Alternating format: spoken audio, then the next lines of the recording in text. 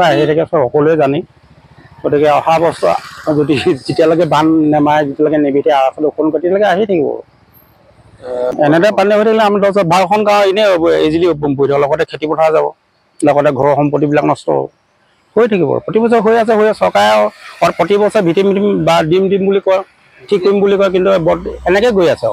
দিবই আছে এইখন চেনেল কাটি দ কৰি দিয়ক প্ৰতি পোৱাকৈ সেইটো আৰু চৰকাৰৰ অনুৰোধ কিমান জনাইমুক্ত বৰ্তমান হোৱা নাই বানমুক্ত হ'ব কেতিয়া এতিয়া বৰ্তমান বানমুক্ত হ'ল বুলি এই বৰ্তমান দেখোন আহি আছে বৰ্তমান পানী বানমুক্ত হ'ল কেনেকৈ ধৰ গাড়ী মটৰ যাব অসুবিধা মানুহৰ জন্য অসুবিধা মানুহ ঘৰৰ অসুবিধা বৰ্তমান আৰুতো আছেই এতিয়া বৰ্তমান হৈছেহে পানী বানমুক্ত হ'ব বুলি ক'ব নোৱাৰে